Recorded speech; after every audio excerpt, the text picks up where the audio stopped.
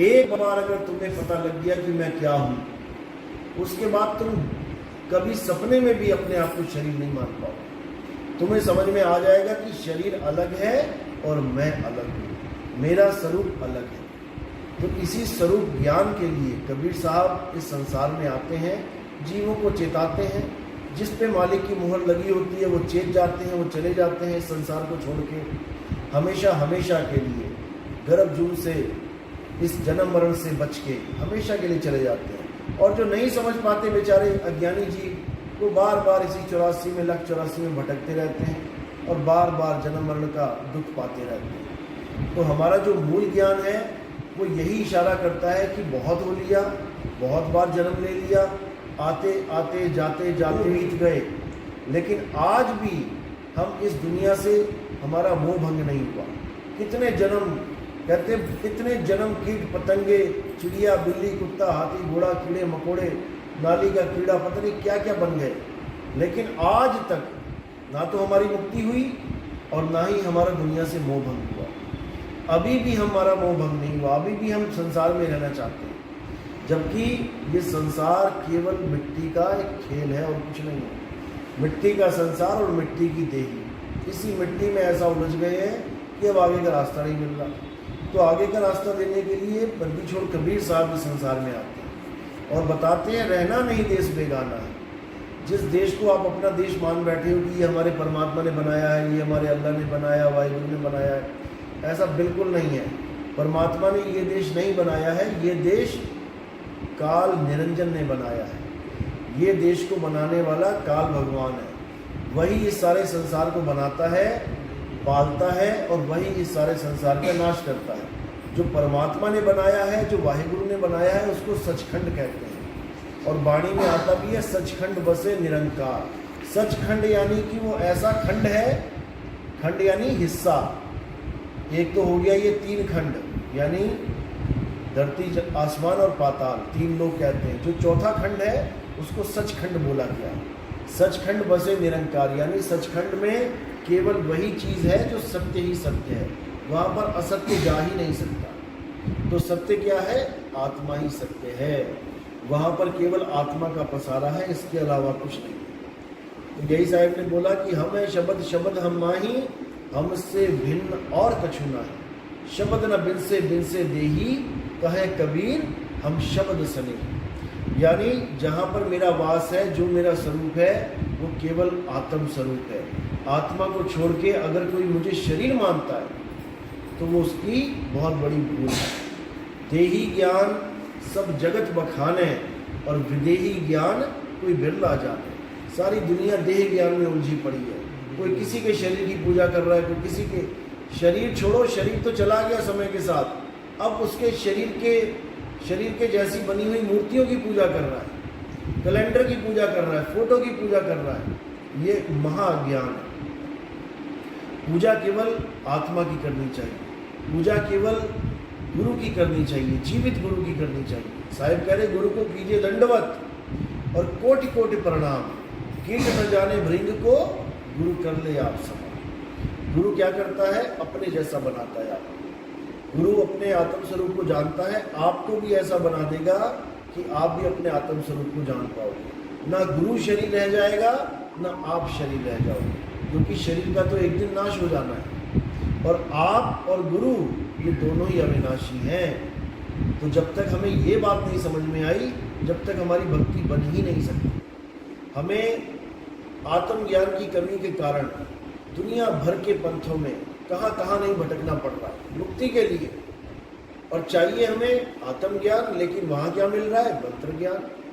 वहाँ क्या मिल रहा है? जंतर ज्ञान। वहाँ क्या मिल रहा है? तप ज्ञान। वहाँ क्या मिल रहा है? पूजा पाठ का ज्ञान, कर्मकांड का ज्ञान। आत्मज्ञान कहीं नहीं मिल रहा, क्योंकि आत्मज्ञान की एबीसीडी किसी के समझ में आ ही नहीं रही है कि आत्मज्ञान होता क्या है। तो यही कबीर साहब समझा रहे हैं कि आत्मज्ञान बिना नर भटके, कभी कावा कभी काशी, और जल में मीन प्यासी, मोहे देखत आवे हासी। जब तक आत्मज्ञान नहीं हुआ, जब तक हम भटकते ही रहेंगे। भले हम सोच रहे हैं कि हम पूरे परिवार के साथ हम किसी पहाड़ पे जा रहे हैं, किसी माता के दर्शन करने जा रहे हैं, या हम कहीं मक्का मदीना में जा रहे हैं या हम कहीं चर्च में जा रहे हैं, हम बहुत बड़ा काम कर रहे हैं, भगवान के नाम पे हम जा रहे हैं, लेकिन कबीर साहब की नज़रों में आप एक भटकते हुए प्राणी, आत्मज्ञान बिना नर भटके। वो ये नहीं कह रहे कि आप बहुत बड़ा काम करने जा रहे हो या आपको बहुत बड़ा प्रसाद मिलने वाला है, वो आपको भटकता हुआ जीव कह रहे हैं। क्योंकि आप जिस चीज़ को पाना चाहते हो, आप जिस चीज़ को पाना चाहते हो वो वहाँ पर है नहीं जहाँ पर आप ढूंढने जा रहे हो। और वो चीज़ है कहाँ पे? वो चीज़ है आपके पास में। मुँह को कहाँ ढूंढे रे बंदे, मैं तो तेरे पास में, ना मैं जप में, ना मैं तप में, ना एकांत निवास में। यही समझा रहे साहिब कि जो चीज़ तुम्हारे पास है, मानो कोई पर्स है तुम्हारे पास है और तुम उसे ढूंढने के लिए मार्केट में जा रहे हो, या तुम उसको ढूंढने के लिए किसी पहाड़ पे जा रहे हो, तुम उसे ढूंढने के लिए किसी गिरजाघर में जा रहे हो और पर्स तुम्हारे पास है। बस यही भेद है, वस्तु तुम्हारे पास है लेकिन तुम्हें ना पता होने के कारण तुम्हें गली गली में जाना पड़ रहा है। अब इसी को कबीर साहब इस भ्रमणा को खत्म करते हैं, इस भटकना को खत्म करते हैं। तो क्या कह रहे हैं? ज्यों तिलमाही तेल है और ज्यों चकमक में आग, तेरा साईं तुझ में है, जाग सके तो जाग। बिल्कुल क्लियर कर दिया उन्होंने कि तेरा साईं तुझ में है, यानी पहले तुम अपने आप को जानो कि मैं क्या हूँ। जब तुम अपने आप को जान लोगे कि मैं क्या हूँ, तब तुम्हारा साईं तुम्हारे अंदर ही छुपा हुआ है। यही गुरु ग्रंथ साहब में बोला गया है कि आत्म में राम, राम में आत्म, चीनस गुरुमुख विचारो। यानी आत्मा से राम और राम से आत्मा कभी भिन्न है ही नहीं, लेकिन हम अज्ञानतावश इस संसार में भटकते रहते हैं, इस तीन लोक के चक्कर काटते रहते हैं। अब करना क्या है? केवल आत्मज्ञान को जानना है। आत्मज्ञान कैसे मिलता है? जब आपके जीवन में आत्मज्ञानी गुरु आ जाता है। वो आपको इस शरीर से हटा के, आपके पूरे ध्यान को शरीर से हटा के आत्मा में जोड़ता है। वो आत्मज्ञान समझा के आपके ध्यान को आत्मा के संग कर देता है। धीरे धीरे धीरे धीरे जैसे जैसे भक्ति बढ़ती है और आपको आत्मज्ञान अनुभव होने लग जाता है, आपको समझ में आने लग जाता है कि हम सब शरीर नहीं हैं। फिर आपकी माँ आपको आत्मा दिखाई देगी, फिर आपके पिता आपको आत्मा दिखाई देंगे, फिर ये सारा जगत आपको आत्मा दिखाई देगा। शरीर तो आपको ऐसे लगेगा जैसे एक आत्मा 50 किलो का शरीर ढो रही है। ये मिट्टी की लाश जा रही है, ये मिट्टी की लाश चल रही है। फिर आपका मोह भंग हो जाएगा। अब आपके माता पिता भाई बहन कोई भी इस शरीर को छोड़ रहा होगा तो आपके दिमाग में एक ही बात होगी कि मेरा पिता, मेरा भाई, मेरी बहन मर नहीं रही है, शरीर को छोड़ रही है। अब आप उसकी मदद भी कर सकते हो, जैसे गुरु ने आपको ज्ञान दिया है, ज्ञान समझाया। जब कोई जीव शरीर को छोड़ता है तो आप उसकी मदद भी कर सकते हो शरीर छोड़ने में। अगर वो विचलित हो रहा है, अगर उसका ध्यान कहीं और जा रहा है, आप उसको समझा बुझा के सही जगह ध्यान लगवाने के लिए प्रेरित कर सकते हो कि वो वापस वहीं आ जाए। वैसे तो ज्ञानी जीव कभी भटकता नहीं है, वो तो अपने धुर पे ही रहता है, लेकिन बाय चांस कोई ऐसी कंडीशन आ जाए तो आप उसकी मदद भी कर सकते हो, क्योंकि यही हमारा धर्म है। जैसे पिता के सिर को बच्चा फोड़ता है, धर्म के साथ जोड़ दिया ना। जब लाश पिता की रखी होती है चिता पे तो पंडित जी क्या करता है? एक बांस पकड़ा देता है बच्चे को। अब क्या कहता है कि पिता के सिर पे मार और खोपड़ी फोड़ दे। उसको धर्म के साथ जोड़ दिया है। अब क्यों खोपड़ी फोड़वाते हैं? मैंने सत्संग में बता रखा है। अब वो क्रिया मरने के बाद जो तुम कर रहे हो वो बिल्कुल गलत है। वो तो पिता छोड़ के चला गया, पता नहीं गुदा द्वार से निकल के चले गए, पता नहीं नाक से निकल गए, पता नहीं मुंह से निकल गए, कहाँ से निकल गए। अब क्या फोड़ रहे हो खोपड़ी? अब बच्चा कोई मदद नहीं कर सकता है। मदद कब कर सकता है? जिस वक्त पिता शरीर छोड़ रहा है, जिस वक्त माँ शरीर छोड़ रही है, उस वक्त वो सैन दे के, इशारा दे के, जैसा गुरु ने समझा रखा है, वो उसकी मदद कर सकता है। तो पिता वहीं से जाएगा जहाँ की सैन होगी, ना कि फोड़ा फाड़ी से पिताजी जाएंगे। ऐसा नहीं होता। तो ये सब धर्म के साथ जोड़ा गया है। अच्छी बात है जोड़ा गया है, क्योंकि कम से कम हमें इशारे मिलते हैं कि ये चीज़ हो रही है तो इसका भी कोई कारण होगा। क्योंकि हिंदू धर्म में, सनातन धर्म में जितनी भी चीज़ें जोड़ी गई हैं इसका कोई ना कोई कारण है, साइंटिफिक रीज़न है, ऐसे ही नहीं है। जैसे पीपल की पूजा है तो वो भी बताया गया कि ऑक्सीजन ज़्यादा होती है उस वक्त जब आप धागा बांधने जाते हो, या जल देना सूर्य को, ये भी बताया गया कि जल देते हुए धार में से सूर्य को देखना है, आंखें तेज होती है, रोशनी तेज होती है। लेकिन लोग आंखें बंद करके जल देने लग गए, उसका कोई फ़ायदा ही नहीं है। ऐसे बहुत सी चीज़ें हैं जो सनातन धर्म में बताई गई हैं शरीर को भी निरोगी रखने के लिए। क्योंकि ये भी आपका रथ है, आपके पास कार है और चारों टायर पंचर है तो फिर क्या फ़ायदा है उस कार का। ऐसे ही आपके पास ये शरीर है, अगर ये शरीर निरोगी नहीं है तो क्या फ़ायदा, खुद भी रहोगे दूसरों को भी रुलाओगे। इसलिए शरीर को भी ठीक रखना है और अपना कर्म भी करना है, भक्ति भी करनी है। तो यही कबीर साहब जब समझाते थे तो ब्राह्मण जितने भी होते थे ये सब उनका विरोध करते थे। 52 बार कबीर साहब को मारने का प्लान भी बनाया गया, काजियों ने, ब्राह्मणों ने मिलके 52 बार कसनी ली कबीर साहब की, लेकिन वो विधेयी पुरुष थे वो। लेकिन जो उन्होंने डंका बजाया वो डंका सत्य का था, और आज भी वो डंका उसी तरह बज रहा है। आप वाणियाँ पढ़ोगे, वाणियों में वही चीज़ बिल्कुल उसी तरह लिखी गई है जैसे कबीर साहब ने बताई थी। लेकिन लोग समय के साथ सत्य को भूल जाते हैं और धीरे धीरे असत्य को ग्रहण कर लेते हैं। लेकिन साहिब ने यह भी बोला था कि हमारे ही पंथ में एक पंथ ऐसा चलेगा जो सारे संसार के पंथों को एक कर देगा। काल भगवान के 12 पंथ के बारे में जिक्र करते हुए बोला कि 12 पंथ पूरे संसार में फैल जाएंगे, और धीरे धीरे धीरे धीरे जब सही समय आएगा तो एक ऐसा पंथ चलेगा जिसको 13वां पंथ कहते हैं। और उस पंथ में जितने भी विवेकी हंस है इस संसार के, जो भी एक बार सत्संग सुनेगा और जिसकी जागृति हो जाएगी, विवेक जाग जाएगा, वो बिना जुड़े रह ही नहीं पाएगा। जिसके लिए बोला कि 12 पंथ काल फुरमाना, भूले जीव न जाए ठिकाना, 13वें पंथ हम ही चले आए, सब पंथ मेट के एक पंथ चला। तो ये वाणी 600 साल पहले कबीर साहब ने पहले ही लिखवा दी थी, ताकि मेरे हंसों को, मेरे विवेकी हंसों को समझ में आ जाए कि क्या होने वाला है, क्या करना है, कैसे करना है। तो जो विवेकी है वो इन वाणियों को देख के समझ जाता है कि अब समय आ गया। जो अविवेकी है वो हमारे ज्ञान को सुनकर भी समझ नहीं पाते, गलत बोलते हैं, झगड़ा करते हैं, लेकिन कसूर उनका भी नहीं है, क्योंकि मालिक ने मुहर लगाई नहीं तो करे क्या। मालिक ने इतना विवेक दिया ही नहीं तो करे क्या बेचारा, वो नहीं समझ पाएगा। लेकिन ऐसा भी नहीं है, अगर वो चाहे तो धीरे धीरे धीरे धीरे सत्संग में आना शुरू करे, और सत्संग में आने के बाद परमात्मा की रजा हो जाएगी तो उस पर भी मोहर लग जाएगी, बिल्कुल लगेगी। तो गुरु की दया से सब कुछ होता है, गुरु ही मोहर लगाता है। जो आपको नाम दीक्षा मिलती है वो हमारी मोहर होती है। परमात्मा का केवल उसमें नाम जिक्र होता है कि परमात्मा ने मोहर लगा रखी है, असली मोहर गुरु लगाता है। तो यही मोहर जब लग जाती है तो काल भगवान पास नहीं फटक सकता। इसी को पान परवाना बोला गया, चरणामत लेना और निशानी लगवाना, इसी को पान परवाना कहते हैं। तो पान परवाना जब मिल जाता है तो काल भगवान फिर उस जीव को छोड़ देता है कि अब ये हमारे बस की बात नहीं है इस जीव को पकड़ना, क्योंकि अब उसकी सहायता कौन करता है, परमात्मा करता है। गुरु तो मुहर लगाता है, जैसे LIC का एजेंट होता है, आपके पास आता है, आपकी पॉलिसी करता है, वो तो साइन करेगा केवल।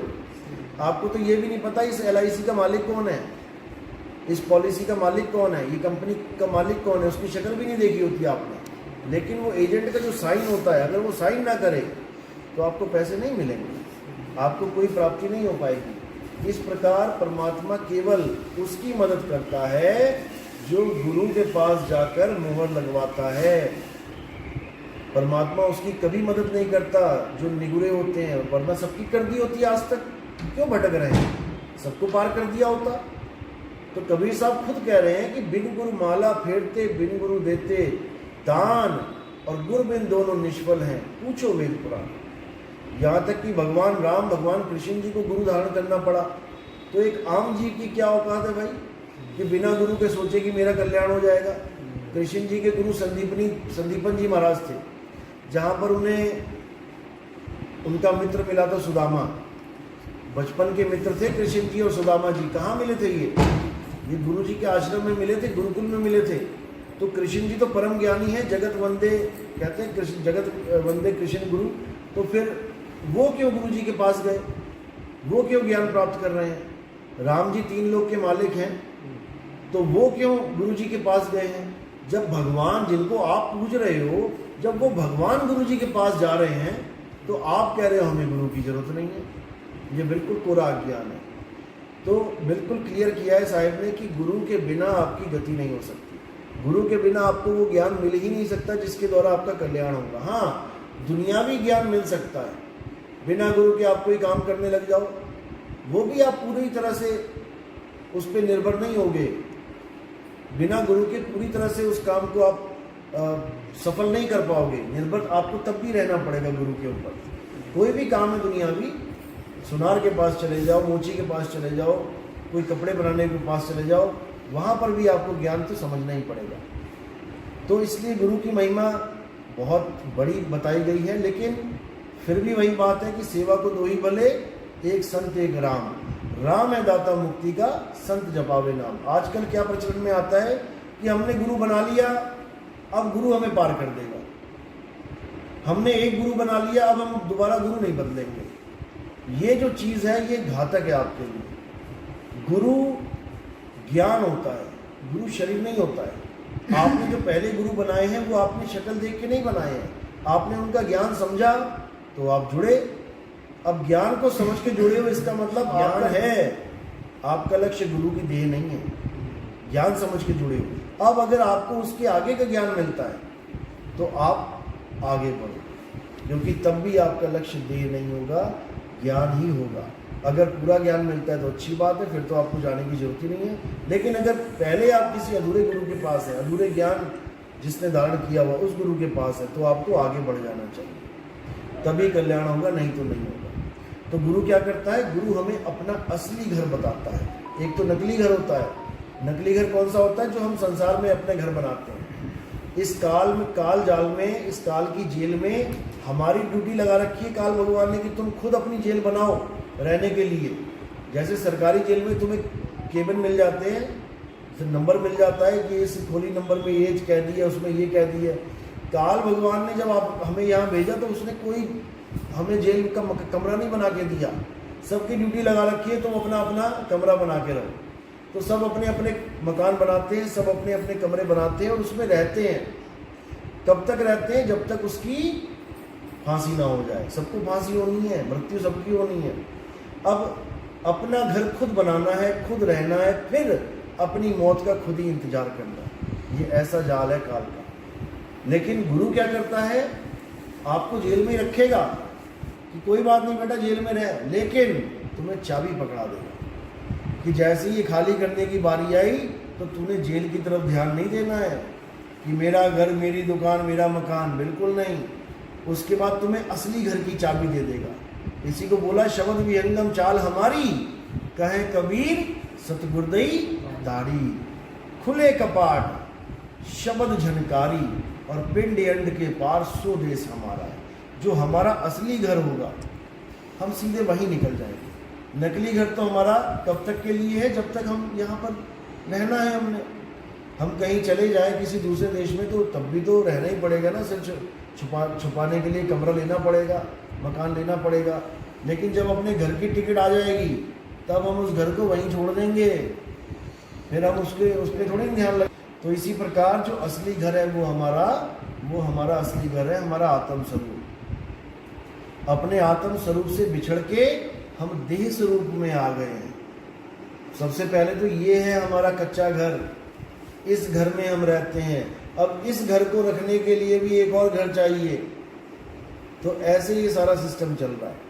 अब हमने क्या करना है? इस घर में रहते रहते अपने असली घर की तरफ अपना मुख कर लेना है। यानी अभी तक हमारा मुख है मन और माया की तरफ, जगत की तरफ, तो हम हैं मनमुखी। और इसमें रहते रहते हमने अपना मुख कर लेना है अपने असली घर की तरफ, अपने गुरु की तरफ। तो हम हो जाएंगे गुरुमुखी, और कुछ नहीं है। बस यहाँ से वहाँ का खेल है सारा। तो इसी दुनिया में रहते हुए आपने सीधे अपने ठिकाने की तरफ, इशारा जो गुरु देगा वहाँ पे आपने सूरत को रखना है। और जैसे ये संसार छूटेगा आप अपने आप पहुँच जाओ। लोग कहते हैं जी अगर नहीं पहुँच पाए तो, अगर हम भूल जाए अंत समय में, तो जब शेर आता है सपने में तो तुम्हें पता होता है कि तुम कहाँ सो रहे हो? ये बताओ पहले। जब सपने में शेर आता है तो तुम अपने आप कैसे पहुँच जाते हो? एकदम यहाँ कैसे आँख खुल जाती है? क्या पता तुम शेर से बच के कहीं इंग्लैंड भाग जाओ, अमेरिका भाग जाओ, अपने बिस्तर पे ही कैसे आ जाते हो? क्योंकि सूरत को सब पता है। सूरत को पता है कि मैंने कहाँ बचना है। उसको पता है कि ये शरीर तो शेर पकड़ लेगा, अब मैं कहाँ जाऊँ?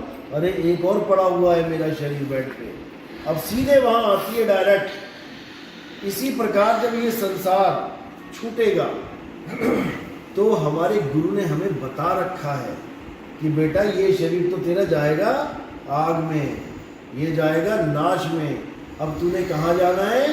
तूने यहाँ जाना है। तो अब सीधे विहंगम चाल से ये सूरत अपने ठिकाने पर पहुँच जाती है और इसको कोई रोक नहीं सकता। सबसे बड़ी बात है कि हमें कोई रोक नहीं सकता, रुकने वाले हम खुद हैं। अगर हम ना रुकना चाहें तो हमें कोई रोक नहीं सकता। जैसे हम सत्संग में बैठे हैं, अभी हमारा फ़ोन आ गया या अभी हमें कोई काम पड़ गया, हम चाहते हैं कि हम बाहर जाएं तो उठ के चले जाएंगे, कोई रोक नहीं सकता। बिल्कुल निर्बंध हो आप। यमदूत भी आपको तब पकड़ पाएगा अगर आप अपने स्वरूप को नहीं जानते, अपने आत्म स्वरूप को नहीं जानते। अगर स्वरूप को जानते हो तो यमदूत भी नहीं पकड़ पाएगा आपको। इतनी बड़ी महिमा है इस आत्मा की। जब आत्मा कोई शस्त्र काट नहीं सकता, अग्नि जला नहीं सकती, वायु सुखा नहीं सकती, तो यमदूत कैसे पकड़ देगा? यमदूत तब पकड़ेगा जब आप किसी न किसी शरीर को पकड़ोगे, क्योंकि यमदूत शरीर पकड़ेगा। जैसे किसी ने मेरा हाथ पकड़ा तो मेरी आत्मा ने क्या कर रखा है? सूरत ने इस शरीर को पकड़ा हुआ है, तो ऑटोमेटिकली वो भी पकड़ में आ गई। अब कोई आदमी निकल जाए शरीर से और मैं उसका हाथ पकड़ूं तो मेरे हाथ में तो केवल हाथ ही रह गया ना उसका, वो तो निकल गया, उसको कौन पकड़ेगा? कोई नहीं पकड़ सकता। इसी प्रकार हमें केवल ये जानना होता है गुरु के माध्यम से कि जब हम इस शरीर को छोड़ेंगे तो हमने कहाँ जाना। बस इतना ज्ञान हो गया, यानी आए हो तुम कहाँ से और जाना तुम्हें कहाँ है, इतना बस विचार लो, हो गया भजन। और मन की तरंग मार लो, हो गया भजन। आदत बुरी सुधार लो, हो गया भजन। और कुछ नहीं करना, और कोई योगी थोड़ी नहीं बनना है कि आंखें बंद करके बैठ गए 2-2, 4-4, 5-5 घंटे, ऐसा कुछ नहीं है। आंख न मूंदो, कान न रूंदो, तनिक कष्ट मत धारो, खुले नयन पहचानो हंस सुंदर रूप निहारो। तो हमारा जो सिद्धांत है वो किसी स्वर्ग का, किसी नरक का नहीं है। हमारा सिद्धांत, जैसे कई लोग कहते हैं जी स्वर्ग में जाएंगे, वहाँ पर सोमरस पिएंगे, वहाँ पे परियां डांस कर रही होंगी, हमारा वो सिद्धांत नहीं है। एक ही बात है, हिंदू कह लो, मुसलमान कह लो, ईसाई कह लो, ये सब एक ही लॉजिक पे चल रहे हैं। मुसलमान के यहाँ परियां नहीं कह रहे हैं, अप्सराएं नहीं कह रहे हैं, वहाँ पे क्या कह रहे हैं? 72 हूरें होंगी, वहाँ हूर कह दे रहे हैं। हमारे यहाँ भी तो यही कह रहे हैं कि अप्सराएं नाचेंगी, स्वर्ग में जाओ, इंद्र बैठा होगा महाराज और सामने अप्सराएं नाचेंगी। हमारे यहाँ भी तो वही लॉजिक चल रहा है, बस नाम बदल दिया। हमारे यहाँ स्वर्ग कह रहे हैं, वहाँ पर जन्नत कह रहे हैं, अंग्रेज उसको हेवन कह रहे हैं। हमारे यहाँ नरक कह रहे हैं, मुसलमान उसको दोजक कह रहे हैं और अंग्रेज उसको हेल कह रहे हैं। हम आग कह रहे हैं, वो फायर कह रहे हैं, वो अग्नि कह रहे हैं। तो आग तो एक सी है ना, नाम उसके कितने कर लो। आग भी जलाएगी, अग्नि भी जलाएगी, फायर भी जलाएगी। इसी प्रकार हमारा स्वर्ग और उनका जन्नत और उनका हेवन एक ही है, केवल नाम बदल दिए उन्होंने। आप ईसाइयों की कोई वीडियो देखो हेवन के बारे में, उसमें देखो पंख लगा के परियां उड़ रही हैं, देखो वहाँ पे सेम हमारे वाला काम मुसलमानों का भी यही है। हमारे यहाँ भी परियां आती हैं, हमारे यहाँ भी अप्सराएं। तो हमारा जो सिद्धांत है मूल ज्ञान, उसमें कोई परी नहीं, कोई अप्सरा नहीं, उसमें कोई जन्नत नहीं, उसमें कोई नरक नहीं। हमारे यहाँ ऐसा कुछ नहीं है, क्योंकि ये चीज़ें तब बनती हैं जब शरीर का खेल हो। हमारे यहाँ शरीर का खेल ही नहीं है, तो कौन सी अप्सरा और कौन सी जन्नत और कौन सा नरक? क्योंकि जन्नत में सुख भी शरीरों को मिलेगा और नरक में दुख भी शरीरों को मिलेगा। लेकिन हमारा ज्ञान शरीरों का है ही नहीं, तो ना तो हमें कोई जन्नत का सुख और ना ही हमें कोई नरक का दुख। तो साहिब कहते हैं सुख दुख से कोई परे परम पद, सो पद है सुखदाई। असली सुख क्या है? इन सुख और नकली दुख को छोड़ के अपने आत्म स्वरूप में, अपने आनंद में आ जाओ। वही असली सुख है। अगर वो सुख मिल रहा है तब तो समझो कि सही बात, सही ठिकाने जा रहे हैं।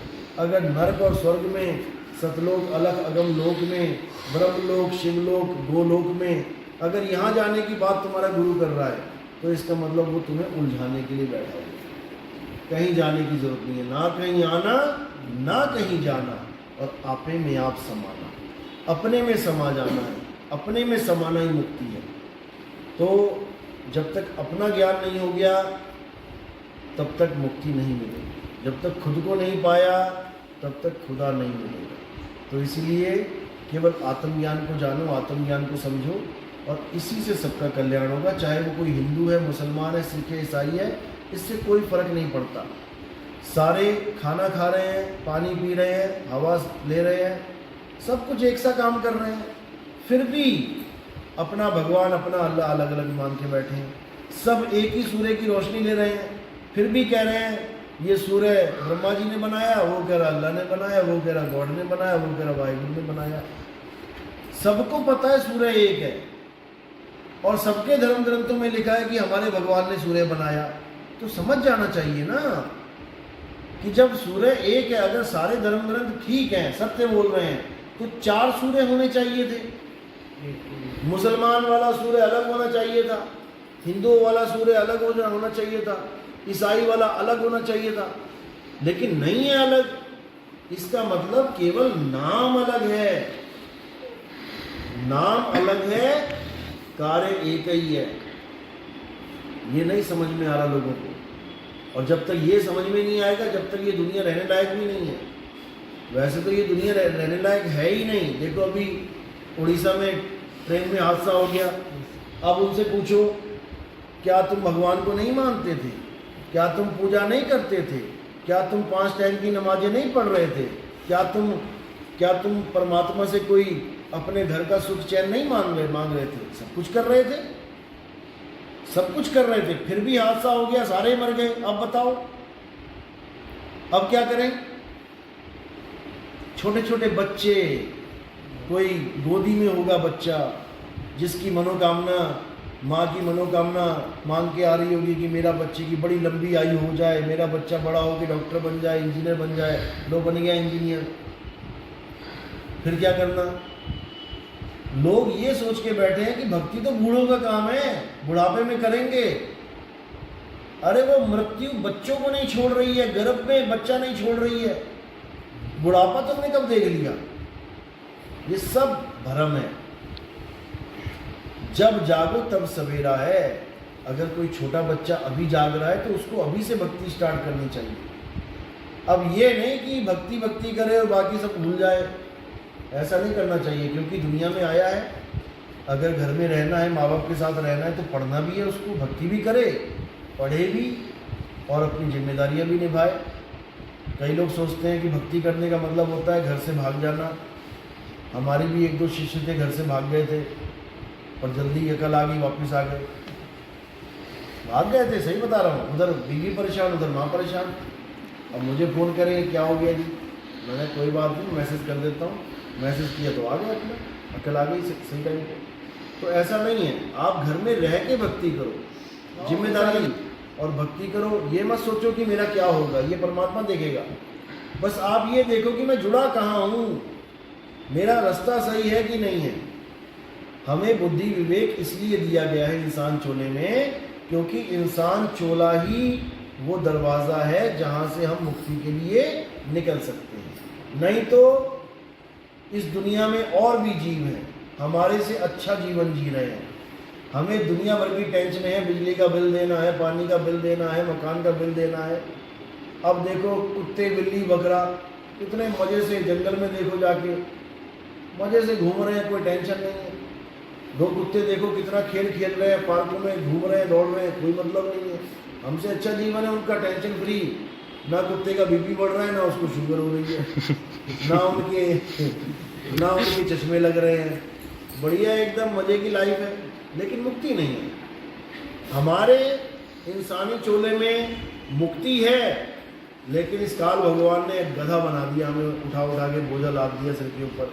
मुझे पढ़ना भी है, मुझे शादी भी करनी है, मुझे बच्चे भी करने हैं, मुझे मकान भी बनाना है, मुझे दुकान भी करनी है, सारा ताम झाम इस आदमी के ऊपर, और पल का भरोसा नहीं है। फिर भी लंबी लंबी सोच के बैठा है कि परदादा होके ही मरूंगा मैं, ऐसे नहीं मरता जल्दी। लेकिन एक पल का भरोसा नहीं कब क्या हो जाए। इसलिए ठीक है, लंबी सोचो कोई बात नहीं, लेकिन इंतजाम बना के रखो। मकान बना दिया आपने, अच्छी बात है, लेकिन फायर जो एक्सटिंग्विशर होते हैं उसको रखो कि बाई चांस आग लग गई तो मेरे पास साधन है। अपना बोर्ड लगा रहे हो, ISI के जैसे मार्का होता है, अच्छे वाले लगाना है कि हाँ करंट आएगा, लेकिन मैं तैयार रहूं कि मेरे बच्चों को करंट ना लगे। यानी इस जीवन को जीना है, लेकिन हमेशा तैयार रहना है कि जैसे ही ये जीवन खत्म हुए, पता नहीं आज हो जाए, तो मैंने करना क्या है।